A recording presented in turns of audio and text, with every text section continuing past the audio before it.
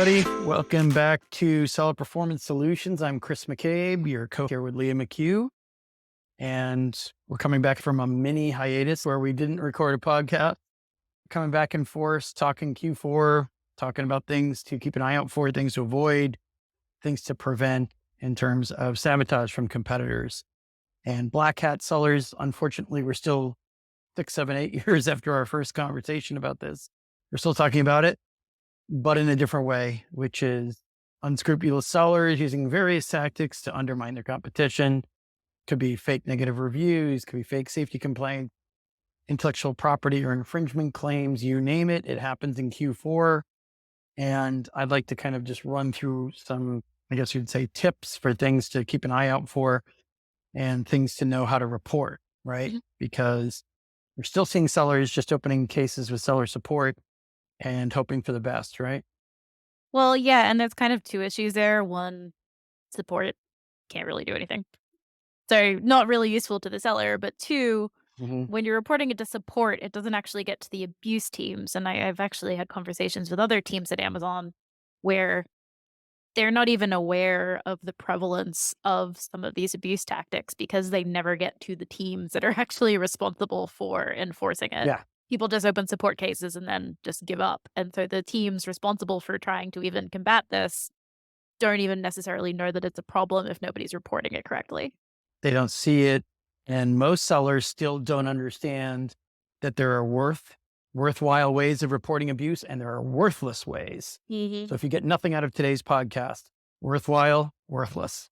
Don't do the worthless. Amazon won't even notice it, right? Yeah, Um, although sometimes I do like to start with the worthless just to be able to reference it in the uh, worthwhile avenues, because a lot of times the worthless avenues are actually the ones that Amazon are telling you to take. So I yeah, like to be able to be we, like, "I did what you told me to do and it didn't work." So, I know we used to advise that, but now I'm I starting to mean, I think don't that's like kind wait of closer around to a for it waste to of work, but time, just like to have it there so I can right? reference it. So people 'Cause also you probably, can be like, "Still haven't had anything on that case that you told me to open up, no, friends." if that's like, that's probably not going to, in this day and age, even people at Amazon know if they have a candid conversation with you, that that's not going to work or that no one will see it or that no one will care about it. And anyone saying differently is not facing the reality. So No, I just like what's the to give starting them point? those metrics because Amazon is metric focused, and if anybody at any point looks into the KPIs and are like, "Hey, this doesn't work 98% of the times," Mhm. then maybe I still have optimism that maybe one day it will be improved. Right. We'll stop being optimistic. Let's Okay, focus on what you that's my do first first. problem. Got it. Right. Let's start with the starting point, I suppose. Documentation. Document everything that's going on from an early stage. Don't make assumptions. Don't make guesses. Don't cast about on the seller forums looking for an identical situation, which may or may not compare with yours. Treat yourself like you're being attacked or manipulated or in some way abused in a unique case. It's good to know trends. I'm not saying ignore trends, but understand that you need to document everything that's happening to you and only you before you start making blanket assumptions about this is happening to all these other people I've seen.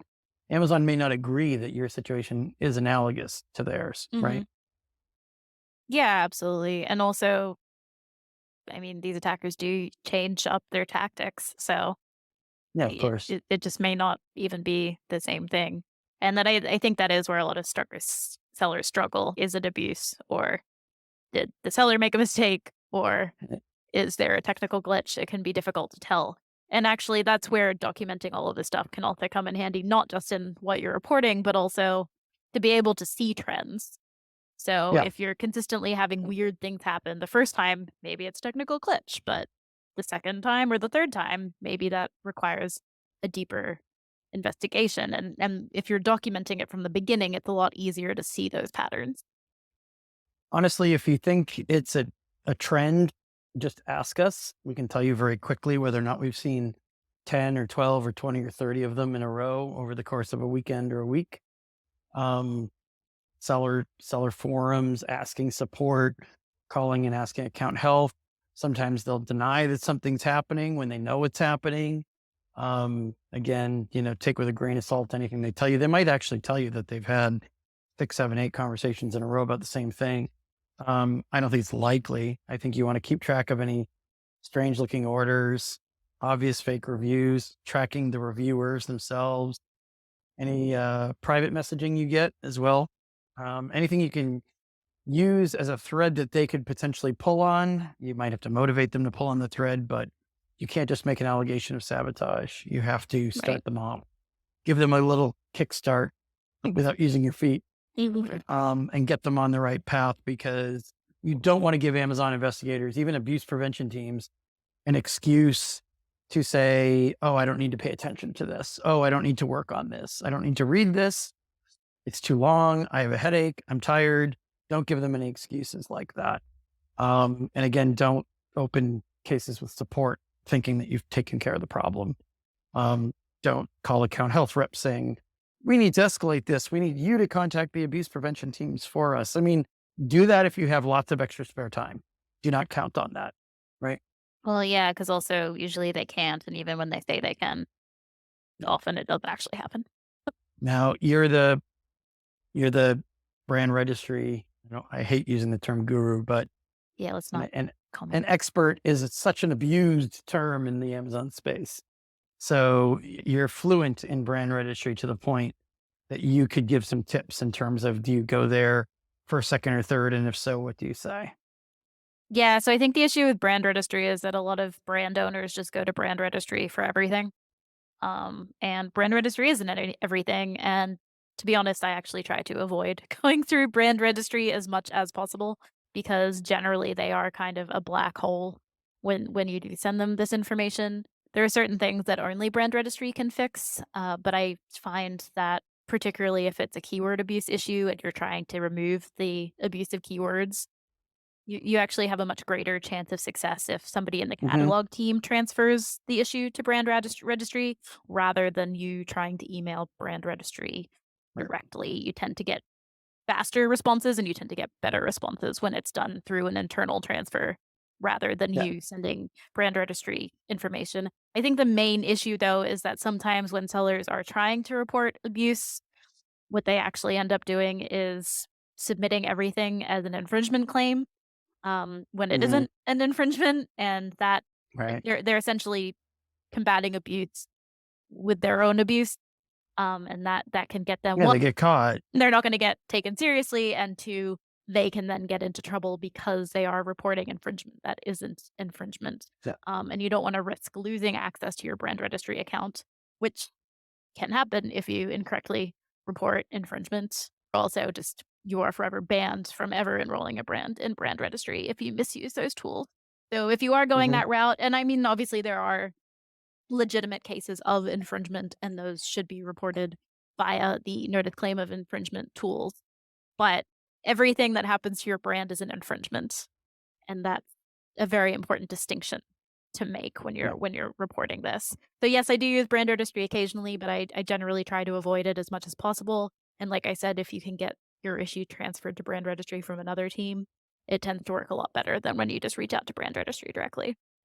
Yeah. And let's talk a little bit about monitoring listings in terms of crazy changes to the content on a detail page. We've talked about that a lot on this podcast. Any other indicators of sabotage? Should you be asking for category listing reports, generating those yourself? Should you be reporting it to catalog? Should you report it to catalog and abuse prevention teams? What are you telling the brands in terms of compliance side when it comes to listing changes? Yeah, so I mean, you can use category listing reports. The only trouble with category listing reports is that, God, is it 2 years ago now? A while ago. Amazon changed the category listing report. So where it used to show the live information in the catalog, now it only shows your contribution. So in Right. terms of looking at abusive changes, the category listing report isn't that useful other than showing you that the changes didn't happen from your account. I think that was So only a year ago, was it a year actually. ago? Yeah, I can't Yeah. remember how long. Oh, it was pretty much as soon as I wrote an article about how to use the category listing report, they changed how it worked. Yeah. Yeah. Um, but yeah, so it's useful in showing yourself that those changes weren't done by somebody within your own account. Hmm. But I am recommending most people install listing alert software. So they get an alert whenever a change is made to their listing. So they can see if somebody else is trying to attack their listing quickly rather than once Amazon brings it to their attention or somebody on their team happens to stumble across the strange content, because often you don't see it necessarily immediately on your end until it's too late. So it's useful having that alert software, and you can change it so you don't get an alert every single time because that can get quite exhausting. But you can have, just like a daily digest where it's tracking all of your ASINs and it tells you when a change is made. So you can see if Mhm. somebody is trying to attack those listings, because they usually do like a test run where they do a small Yeah. change before they really Like come back-end to keyword attack. abuse, right? They try a Right. few before they come in with the 40 terms. Right, or they try to change a Uh, category on something that you maybe wouldn't have right. otherwise noticed.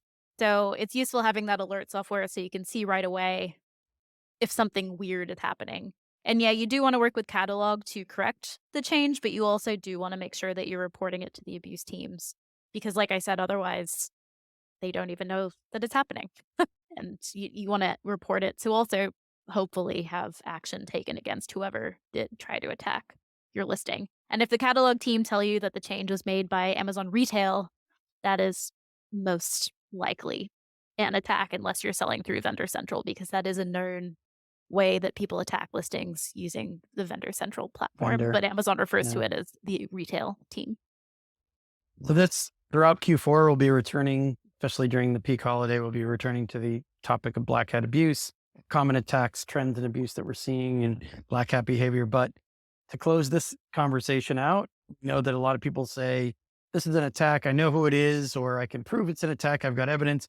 I'm going to sue. I'm going to get a lawyer. Lawyers are going to fly to Seattle, talk to Amazon on my behalf, or I'm going to email people in Amazon legal, so on and so forth. If the sabotage is severe enough to warrant legal action in terms of your lawyers are writing to attorneys in Amazon legal, you have to, first of all, if it's intellectual property in nature, make sure you're working with an IP attorney, not just somebody who's, spinning their wheels, making suggestions to make it sound like they know what they're talking about. Mhm. Lots of attorneys plaguing the space doing that. But if you have a proper legal approach and strategy, Amazon Legal does have some precedent for looking at things and taking some action. What we've seen in our experience is that the attorneys have past contacts in Amazon Legal that they've dealt with before on similar issues or on issues of a similar gravity. So there's already a relationship there. The last 3 or 4 or 5 brand owners that approached us that said they were going to Amazon Legal told us which attorneys they were working with. And of course, my first question was, okay, did they do this before? Do they have specific people that they're writing to directly in Amazon Legal? And the answer was no. They were just going to write a letter and send it to an address that they found for Amazon Legal or Right. send it to a generic email address. So, as you can imagine, my first words of caution are don't do that. Yeah, I mean, well, one, it can actually take a lot longer to resolve this via the Mhm, legal teams. And two, I've said this to people before, and particularly with the type of cases that I work on. mhm, Once it's been tagged as somebody in legal has been contacted, it can be a lot harder to get any other team to take action. exactly. And also, if it's poorly phrased, if there's a wrong letter sent to the wrong person, potentially you could have done something within Amazon Legal, but you had the wrong lawyer working on it the wrong way, and you've completely sidelined the effort for months or a year. We hear from people, brand owners that have been attacked numerous times who didn't understand what strategy was, or they just kind of fell for their lawyer's sales pitch about what a strategy was, and it was worthless, right? And nothing happened. And Yeah. they actually could have made some headway, especially if they propose a potential arbitration case where they could argue that they had certain amount of damages. They've been attacked a certain number of times by the same attacker or competitor, whoever it was, the black hat seller, and Amazon knew it and didn't take enough action on it. There is a right way to do it, but unfortunately, the situation is we're hearing from a lot of brand owners who have taken the worst absolute approach to fixing it. Yeah, and unfortunately, if you do contact the legal team without any solid legal basis, often the response you Right. get back, if you get any response back, if they are emailing those generic cues, often the response back is, "This is the final decision from our Right. legal department," and often that decision is not the decision that you're looking for. So, and again, like I said, once you have that, it's difficult to get any other team within Amazon to overrule Yeah. what legal has now told you. Yes. And it may not even be final because Amazon loves to say this is the final Yeah, of decision at the course. bottom I mean, we without get meaning those it. changed all the time, but But, well, with a final but before we wrap here, when it comes from Amazon Legal, it can be a little bit more final than from other teams. And a lot of people trying to force through IP claims the wrong way or reporting abuse the wrong way, yeah. lobbying for brand gating, whatever it might be, don't seem to understand that yet. And we're coming to the end of 2023, and I want to make sure that after years and years of seeing these nightmares from people and brands who are self-sabotaging, we want to make sure that you are not one of those brands and that you're not going to take one of these approaches, because I won't say it's a road to ruin, but it's a road to being very unhappy during the worst time of the year to be unhappy. Is that fair to say? Yeah, it's sort of a roundabout way of saying it, but yeah.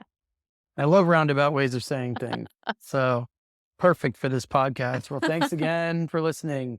Solid Performance Solutions. We'll have another wonderful podcast in the very near future. And yes, Q4 is right around the corner. So keep an eye on things. Anything weird, strange, hard to explain is happening, you want to show us, feel free. Otherwise, we will talk to you then. Thanks, Leah. Thanks, Chris. Bye.